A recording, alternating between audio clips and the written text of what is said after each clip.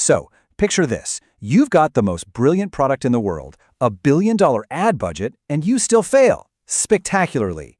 How does that even happen?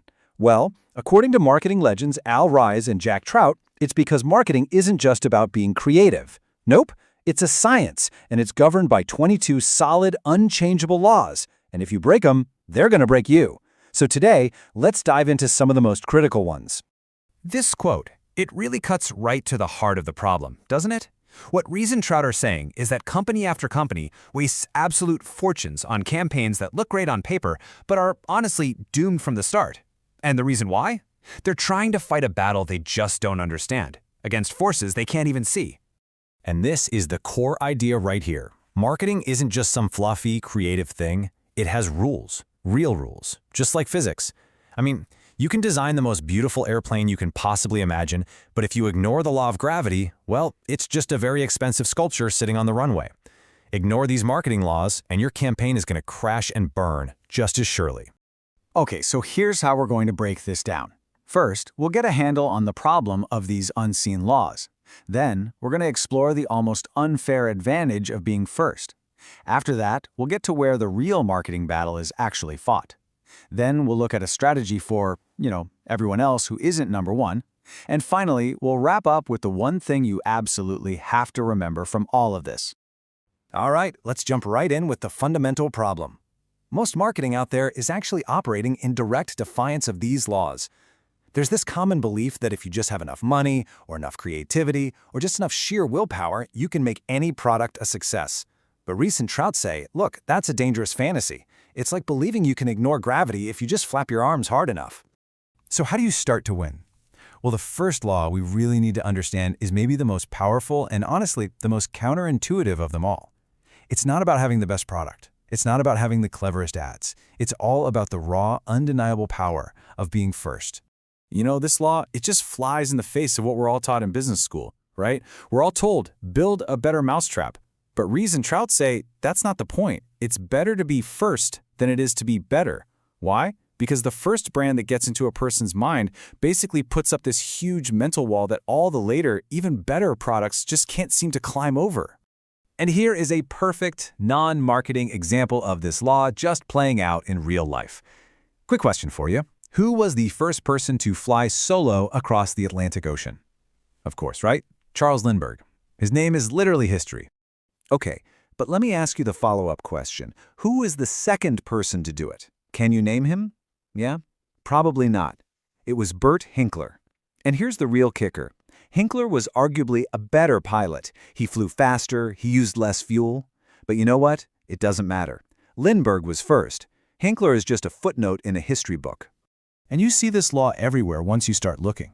Hertz was first in car rentals. IBM was the first name you thought of for computers. Coca-Cola was the first cola. Harvard was the very first college founded in America. They weren't just the first to market, they became the leaders by getting into our minds before anyone else had a chance. So that little phrase, getting into the mind first, is really the key. It unlocks the book's single most important idea. It forces us to ask a really important question.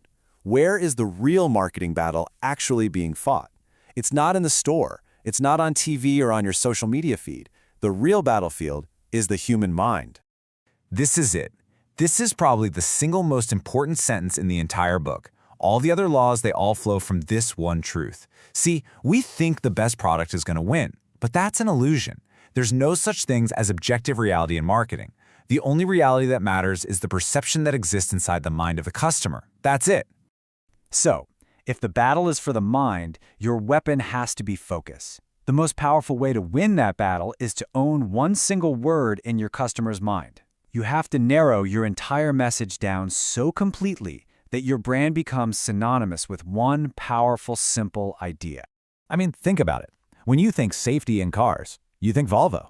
Overnight delivery? Federal Express, right? Crest literally owns the word cavities in our minds. And Domino's? They built an entire empire on one idea: home delivery. These brands sacrificed everything else to own one thing. And here's what's so crucial to get. Once a company owns a word in the mind, it is completely futile to try and take it away from them. I mean, how many car companies have tried to run safety campaigns? but Volvo owns that word. The mind just doesn't have room for two different brands to represent the exact same idea. Okay, so owning a word, being first, that all sounds great if you're Volvo or Coke. But what about everybody else, right? What if your category is already established and the top spot is long gone? Are you just doomed to fail? No, absolutely not. There's a whole different set of strategies just for playing your position. The key here is to understand what they call the law of the ladder. For every single product category out there, people have a little mental hierarchy, a ladder, with different brands on each rung. So for car rentals, Hertz is on the top rung, Avis is on the second, maybe National is on the third. So your strategy has to be based entirely on which rung you're on. Avis can't just run ads pretending they're the leader like Hertz. It would never work. You have to be brutally honest about your position, and then you have to use that position to your advantage. And this is one of the most famous and brilliant examples in marketing history. Avis couldn't claim to be number one because Hertz already owned that spot. So what did they do? They embraced being number two. This is called the law of candor. You admit a negative and the customer will give you a positive. By saying, hey, we're number two, they were implying they had to offer better service. They had to try harder. It was absolutely genius. So we've seen the power of being first, we've talked about the battle for perception and the strategy of the ladder. It all builds up to what Ries and Trout say is the single most wasteful activity in all of marketing. If you remember nothing else from this, please remember this. People just don't like to change their minds. It's that simple. Once a perception is locked in, it's nearly impossible to get it out.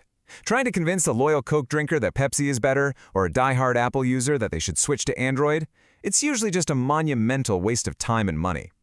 The real goal is to get into an open mind, not to try and change one that's already made up. And that brings us right back full circle to the central law of everything we've talked about.